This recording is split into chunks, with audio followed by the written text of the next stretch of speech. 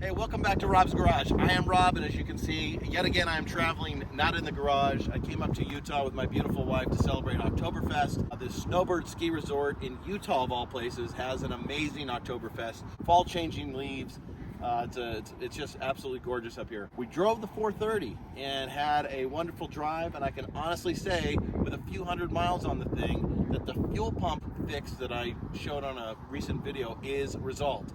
So F430 owners, 360 owners, if the top of your fuel pump cracks, you can use some plastic epoxy. I think I've proven that it's going to be successful. At the end of that video, I showed that once I got the fuel pump fixed, I was not able to shift into gear. And with these complicated F1 transmissions, I wasn't exactly sure where to be. So a huge shout out to my new friend Flash32 on Ferrari chat forums for walking me through the diagnosis. We found it, and you're not going to believe how simple it is. So let me show you. Normally, when you've got issues with these F1 transmissions, it can be pretty complicated. It could be the accumulator, it could be the E-diff.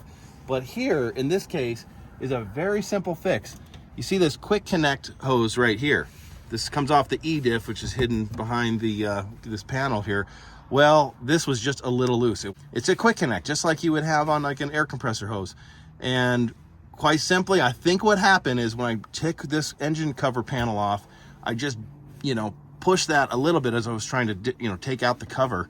And I think it just, slipped. So after 4 or 5 hours of diagnosis, discovered that's all it was. Very simple, didn't cost anything to repair.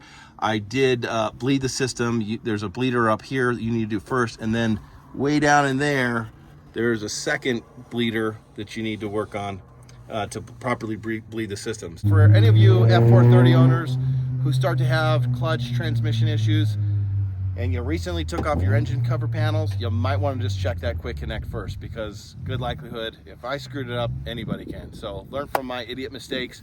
Thanks for watching. We'll see you on the road.